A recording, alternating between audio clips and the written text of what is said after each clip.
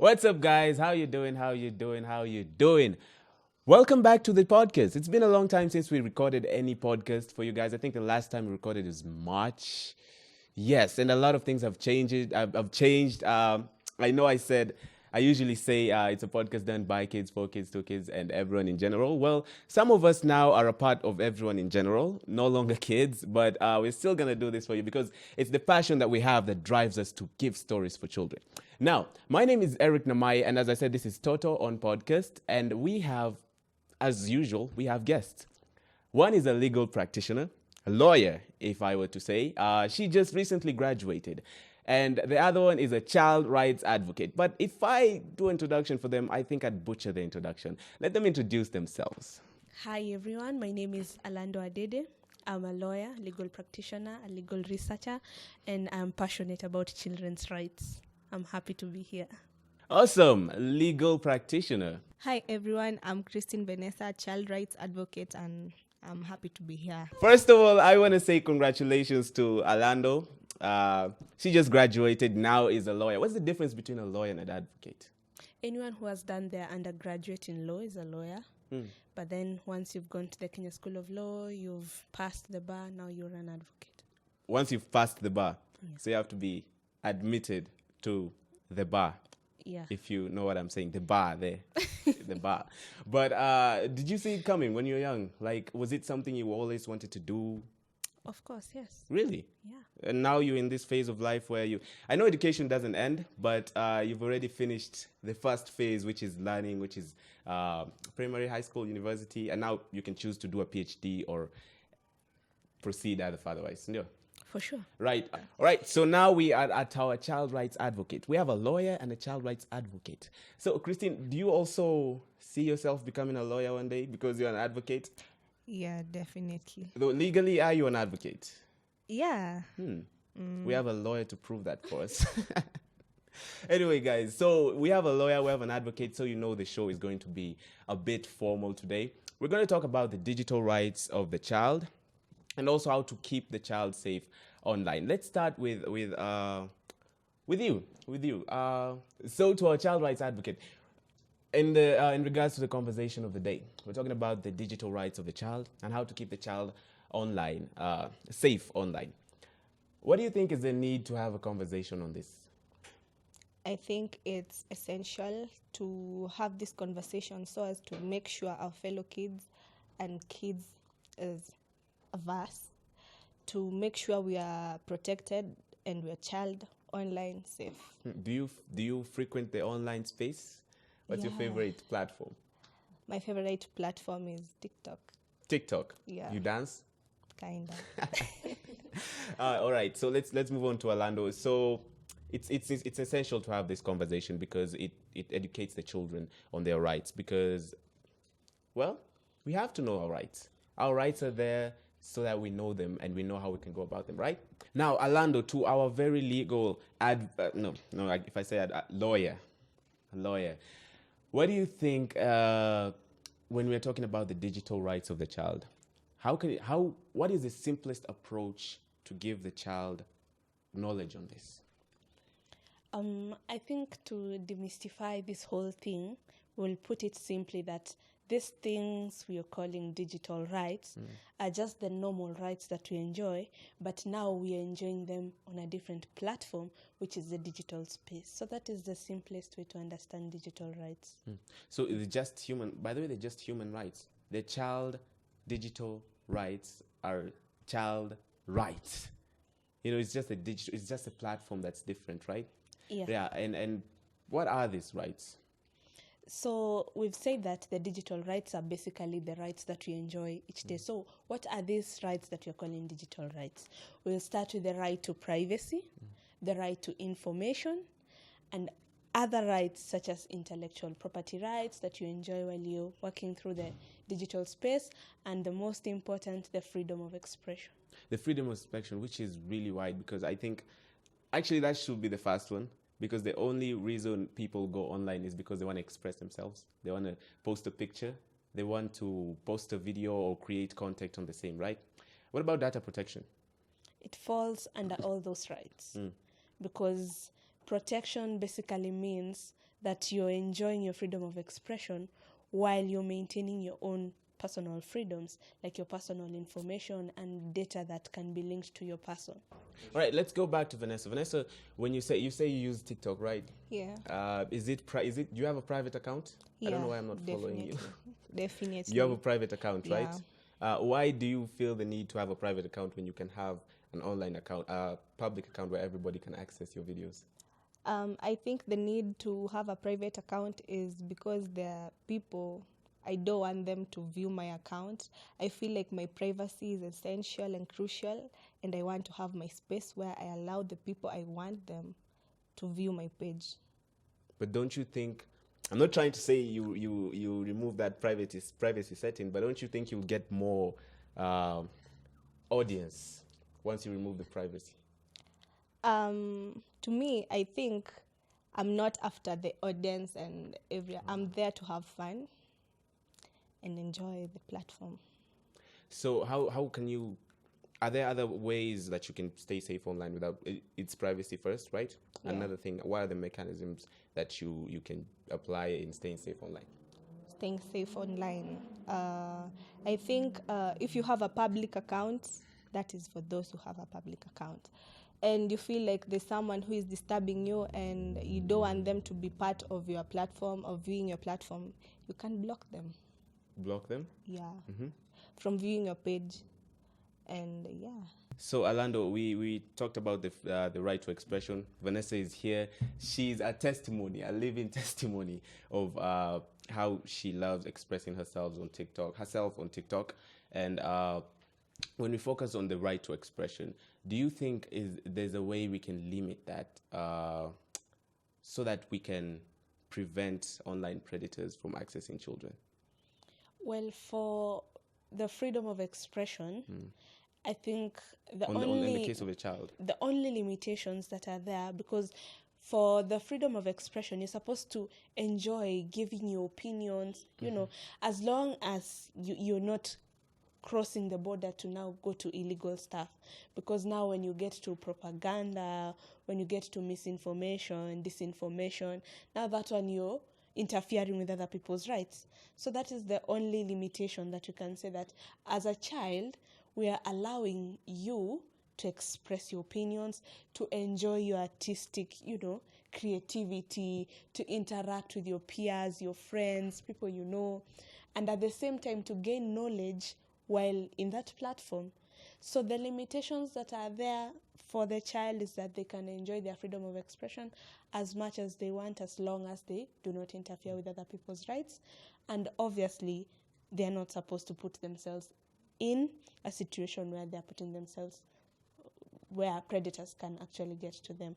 But on the side of the predator, now that one touches on various things like grooming, sexting. So those ones are covered under various protection laws that govern the digital space.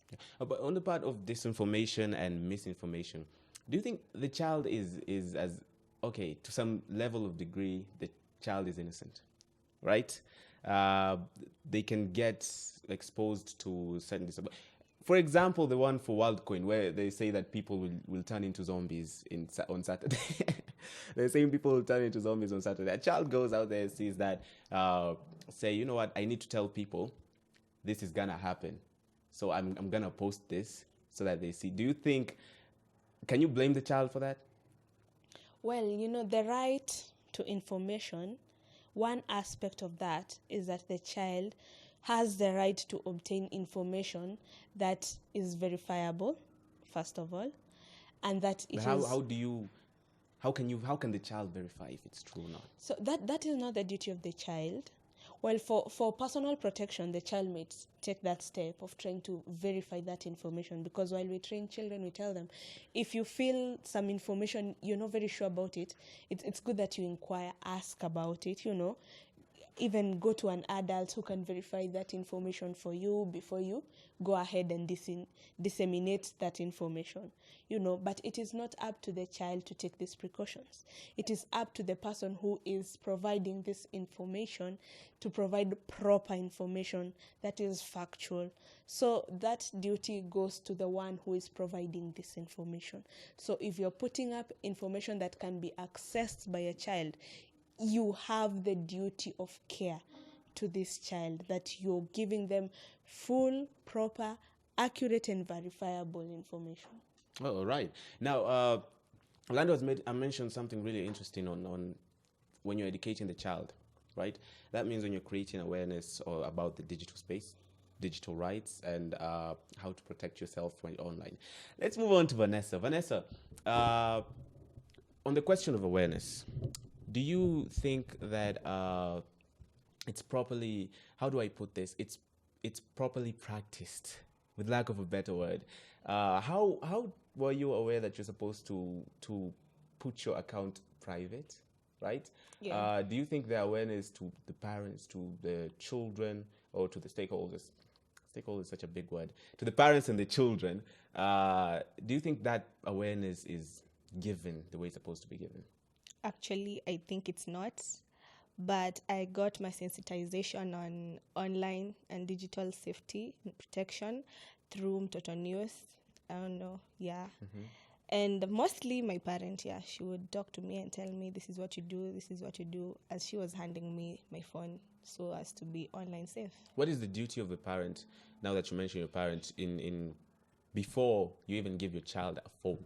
What is the duty of a parent to the child in just warning them or teaching them, educating them on matters online? Factually, openly, I think our parents have a big role to play there in creating awareness, since everyone is on social media nowadays, and whatever you want, you can get it easily there. So I think our parents should always, the first thing they do as they give us our phones and our electronics is to majorly give us awareness, like teach us of what to do and what not to do, because we are ready and we can easily get whatever we want there. So not as much as we want to get them, but there are things that can pop up and Yeah. there are things that can pop up and we might see them, but they can them themselves, they can make like a family portrait or something where they can see whatever I'm doing through my phone and through her phone. Have you ever come across anything that pops up and just from the aspect of curiosity, you just press and you're like, oh my goodness. mom has used family protection on my phone, so such don't pop up.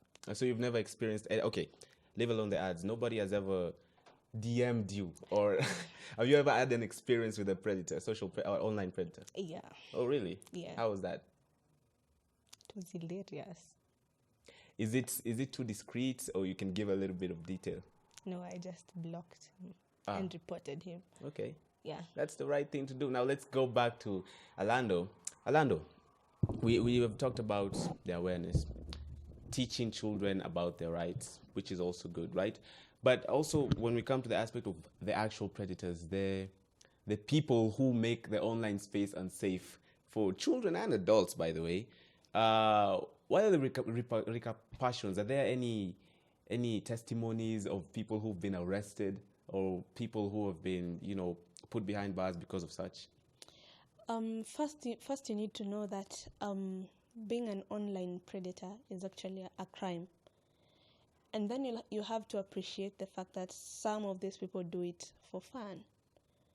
That these are just hurt people who want to hurt others. Yeah. So it's not that some of them, they're not even doing this to benefit. They just like bullying others, or they just like making others uncomfortable.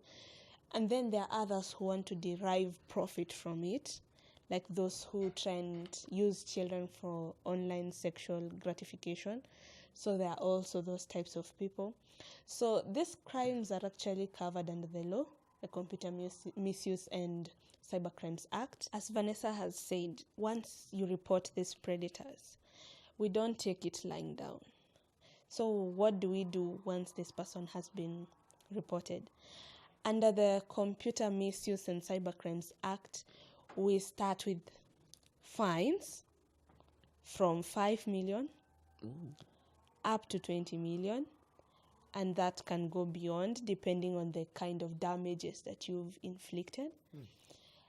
Also, we have sanctions such as imprisonment, that if the courts feel that we actually need to set an example out of you, or in the alternative, that we need to stop you from continuing whatever it is, the activities that you're doing online, the crimes, cyber stalking, cyberbullying.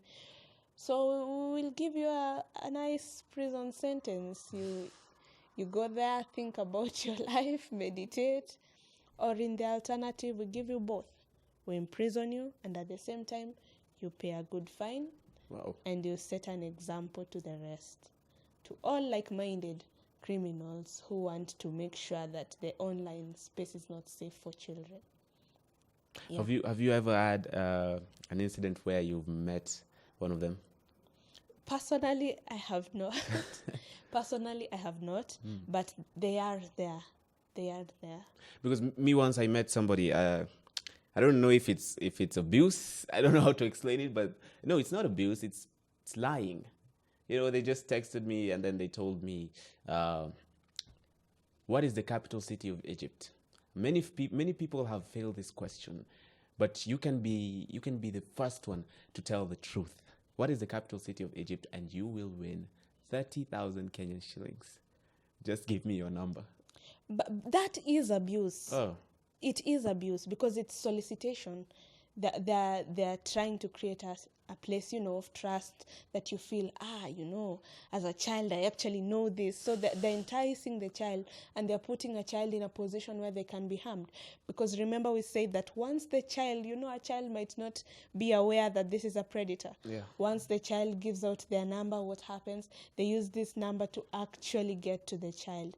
So this is how children are kidnapped. This is how people stalk children. So it is abuse. They are creating a situation where you can actually trust them, or you can feel, I'm smart enough. But this is just a trick to get children into those spaces so that they can be abused. Once you give out your number as a child, that is where grooming begins, that is where sexting begins, and it is abuse. Trying to solicit anything from a child is abuse. What did you say? Solicit. But there's that bigger word, solicitation. Yes. Yes, so it's not just, because I feel like there's been this, I don't want to call it comfort, but there's been this, let's say, circle of people just thinking it's only online child sexual exploitation and abuse, whereas there's cyberbullying. Bullying, first of all, is actually bigger, and it's per se underrated. Am I right? I'm conferring with the lawyer. Am I right? Well, what happens most of the time is that we tend to call victims of cyberbullying or even cyberstalking, we tend to call them petty. Someone is bullying you online and you're like, it's either, that's just a small matter, leave it be, they will get tired and leave you alone. So we've normalized seeing it as petty. Well, in actual sense, it is abuse that has ramifications, very serious ones. Mm-hmm. Some children go to the extent of committing suicide because they feel they have no way out. Mm. So that is why people might feel it's, underrated, that we don't see the need of protecting children, because most of the time we tend to see cyber crimes as petty crimes. Like, for instance, you might say that cyber stalking, that guy might never see me, they don't know me, or they might never come close to me. But some of them, they're very serious predators. They take their jobs seriously. Mm-hmm. Yeah, so it is abuse, and it's only underrated because we don't take victims seriously, especially children. Mm-hmm. Which is actually something that I like to say. It's that a problem that may seem as an anthill to you is a big mount, is actually bigger than Mount Everest to somebody else. And just to get views from Vanessa on just the same topic of cyberbullying, you just recently finished high school, right? Yeah. So what, from your experience, can you explain, or rather can you give a testimony of why do you think children or young people actually start bullying, even if it's not online? Because I think it's kind of relating with the online space. It's just that the platform is different. Why do people start bullying in the first place? I think not all the bullies are people you know. Most of them are people, I'd say, most of them are people who are there. They're just used to bullying, like that is their daily thing. Some of them maybe feel like they're okay doing it because they enjoy it. But I think from my physical space, like the people you know, the bullies will be minimal. But if there are people you know, it has to be with something you did or you have a problem with someone. So yeah. Personally, I have never been cyberbullied, but cyberstalking. You've ever been stalked? Yeah, a lot. How do you think that affects the mental health of someone? You especially. Me? Yeah. To some point, there are people who come, comment, leave bad comments to your post and everything. Leave bad comments, and some of them even take your pictures and turn them into other things. Memes. They Photoshop your pictures. So yeah, it's not nice. Some of us would like not have the courage to ever post again. To ever So the esteem just dies completely. We have low esteem, self-esteem. Since we know like people are going to comment, leave bad comments, others are going to Photoshop our pictures. Yeah. I saw this meme. It was a video meme, and the child had his phone, and he was crying. Actually, it was a she was crying, and then she was looking at the phone, and the caption read cyberbully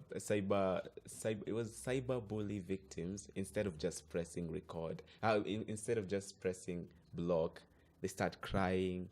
They start, like you can just press block and get rid of everything. But I don't feel like it's that easy, because once it's already affected you, there's no way of going back, right?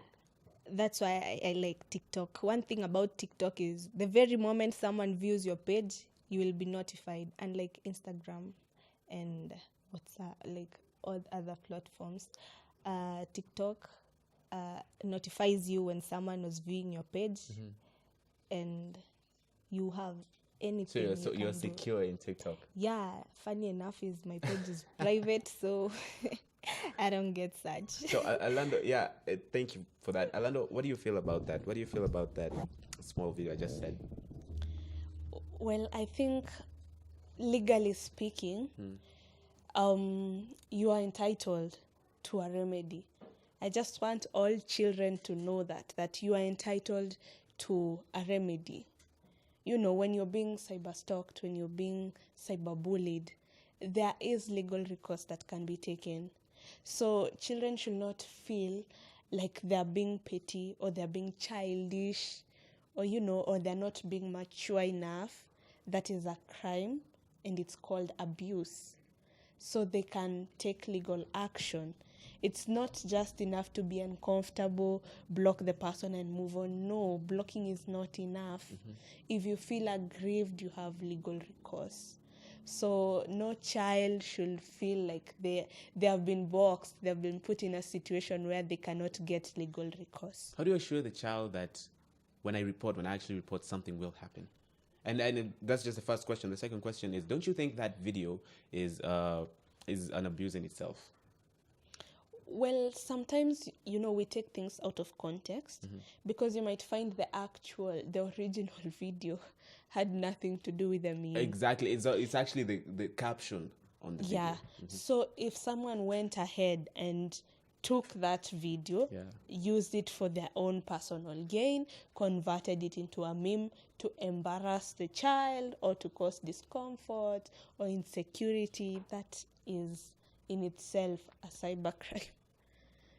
So, we've said that the right to privacy includes the integrity of your data. And what does integrity of data mean? Integrity of data means that the way I posted my video, I expect it to stay the way I have posted it. That is how I am expressing myself as a child. I don't expect ERICK to take that video and mutilate it for their own fun I wouldn't or do that, by the way. benefit. Yeah. So converting that video into something else is a violation of my right, because as a child, this is how I wanted to express myself. Yeah. So if I take that video and convert it to my own stuff, that is a violation of the digital rights of this child. So starting from there, that is abuse in itself. Yes. So how sure are you that legal recourse will be taken? Right now, at the DCI, there is a special unit that handles these specific issues of children, and it is specifically for children, and it handles children matters. So if you do report, your matter will be listened to as a child. Maybe your parent will represent you, or a guardian, or any responsible adult, but that matter will be taken seriously. The perpetrator will be identified. The perpetrator will be charged, and they'll be brought before court to answer to the charges that have been placed before him. So yes, investigations will be done, the person will be charged, and you'll get the remedies that are due to you as a child. So, and a word of assurance, when you report, it actually happens. They're actually arrested. They will be arrested. I've never found someone to report. So is it like I'm suing them? So will I get some... It depends on the kind of damage that has been inflicted. Remember, we've said that the remedies that are available, that we can say, this guy, let's imprison him so that we can incapacitate him, or her, or them. So they go to prison. Yeah. Or in the alternative, I can say this is the measure of the damage that you've caused. So you have to reparate me. You have to return me to the position which you found me. If you are using my video as a child solicitation, or to get, monies, we've said that even as a child, you have the rights to your intellectual properties. That if you go ahead, come up with this video, no one should benefit from that video if it's not you. So also children have intellectual property rights. They're not to be violated. So if anyone is using that, your information, or the videos, like Vanessa is saying, that you have posted and whatnot, to earn a profit, you can sue them for those profits, even if you're a child, because intellectual property rights are personal unless you've given license to that person to use your data, or to use your creativity, or to use your works of art. Otherwise, that is a violation of the rights of the child. You hear that? You can sue. But it's not about the money. It's about the peace of mind, and about the freedom that you have. You can also go ahead and ask for a public apology. Yeah. So I can demand someone to apologize. Yes, you can demand for someone to apologize publicly. And what if this person is like miles away? Australia, I'm in Kenya. It does not matter, because, for rights of the child, we collaborate internationally. Like we've said, even here in Kenya, people are charged from Germany, from wherever. It's still a violation. The United Nations Conventions on the Rights of the Child are not domestic laws. The international laws that apply to everyone. You cannot say selectively, now that I'm in maybe another country, nothing will happen to me. I can violate the rights of the child as much as I want. You won't go scot-free. Thank you so much, Alando, for those beautiful insights. It's good to have an actual lawyer to actually break it all down for us. Now, Vanessa. Yeah. From you're pretty bright. I'm not saying that I thought you were dumb. I'm just saying, you know how to stay safe online because of the personal initiative that you take to stay safe online, right? Yeah. So what do you think are the measures that a child should take? A personal responsibility that they should have to ensure they stay safe online, and they are safe online, basically. First of all is choosing to ignore. Like, you ignore them, because the very moment you decide to talk to them, you give them a reason to continue bullying you, continuing take their advantage to do whatever they are doing. So you will just respond by not responding. Another one. You just have to make your own decision what you want. Out there are people who are out for them to be seen. Others are there having fun. It's you to take the initiative to make yourself, to ensure you're safe. To ensure you're safe. And what else? I don't know. Yeah. Now that the child is already aware, you're already aware of your rights, right? Yeah. You know that I'm not supposed to do some things. You know that, this is right for me, this is not right for me. You're aware, like you already have the knowledge, the intelligence, but you still go ahead and, I don't know, call it curiosity, ignorance. Curiosity is such a pillow word. Ignorance, you're ignorant to that, and then you go ahead and, you're just abused, and then it's your fault, but then Alando is shaking the head. It's not your fault? Oh yeah, we'll go back to that. I want this discussion. Now that what individual measures should I take to make sure I don't go there? As I started off, I said that our parents have a huge role to play into ensuring that we are we are online safe. That is why we ensure they put up the family protection on our phones and theirs, to ensure that we are not messed up. They know we are curious, and personally I am one of the curious kids, and since they put up the family protection, I am not able to view other sites, I'm not able to do other things. I am able to do the things that are only child friendly. Yeah. All right. Back to Alando. Alando, let's take a step back and view things from a different perspective, right? We've talked about children being unsafe online because of the predators, right? But now we're talking about the child. They know. A child is anyone who's under the age of 18, right? According to the law, right? So when I'm talking about a child, I'm talking about someone whose curiosity has peaked in the early teenage years, or even late teenage years. They're 16 years old, right? They know they're not supposed to do some things. They know that I'm at risk if I do certain things, but they still go ahead and do it. Am I not in a position to say, it's your fault? Yes, we can help you, but it's also your fault because you chose to be ignorant. Well, first, there are two things that we need to acknowledge. The first one is the evolving capacities of the child. That you cannot say that a child has full capacity to determine that, I'm taking myself to risk and I'm enjoying this and I want to be hurt. That is not how the brain of a child works. This child is just, curious, wants to learn. So we cannot say that this child is, with forethought going towards the danger and is very happy and is very pleased about it. The second thing that we have to acknowledge is that we ask ourselves, to whom does the duty of protecting these children lie? Because if I am giving out content and I know that a child is not supposed to access this, so whose duty is it to ensure that this child does not access this information? It is mine. It is mine to ensure that the access that I am giving out, it leaves out the child out of this. But this child has gone out of the way to, yes, you can have multiple accounts, right, that are not under your parents' name. It's still not the child's fault? Before a child sits down and premeditates that this is what I'm actually going to do, and this who's about to turn 18, and I must do it, by then it means that someone is already failing the child. Because if a child is not enjoying what a child should be enjoying, it means that that place is not safe enough for them to enjoy that. So that is why they will look for something else. For instance, if a child has undergone sexual assault and has not received the kind of help that they will require, they'll be hooked onto other things that maybe they're not supposed to be getting hooked to. So this is not a child who is safe, because personally I remember when I was a child, it was all, learn, play, fun and games, because I was at a safe place where I could explore my childhood. So if a child is not exploring their childhood, it means they're not safe.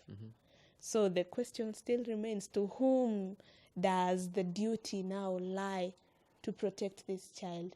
Because the percentage of children that go out of their way to make sure that they break all the laws, this is a child in need of care and protection, because this is a child who is heading towards becoming a child in conflict with the law. That's a cry for help. Yeah.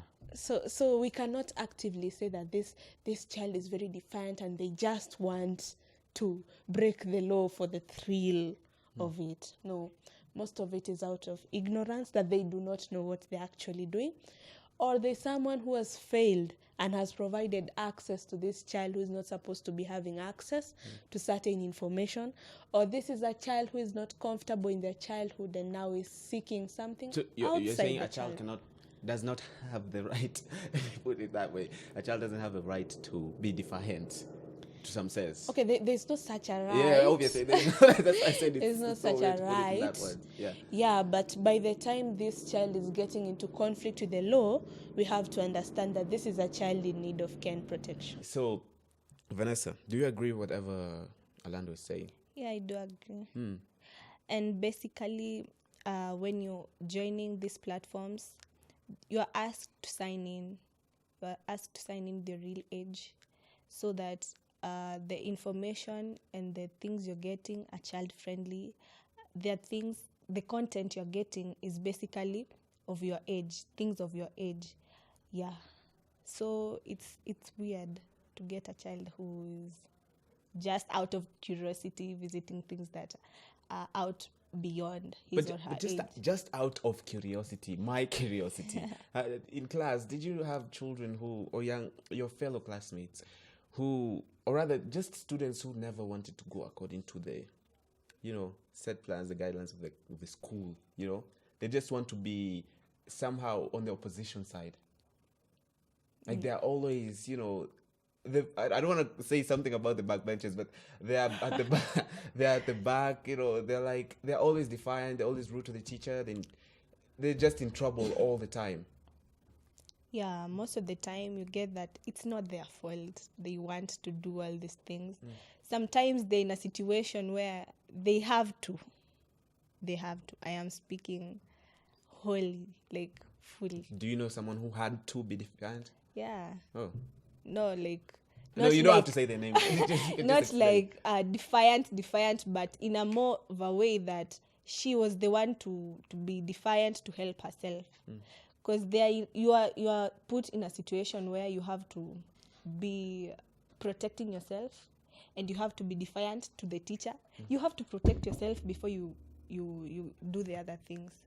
Yeah, you are told to maybe mop a classroom or a whole dormitory alone. You're supposed to be in class, be learning, yet you're maybe sick. You're not even supposed to be touching the cold water. You are not supposed to be doing such things. You have to be defiant in such a point, since the teacher, him or her, knows that you're not supposed to be doing that, but he or she is giving you that.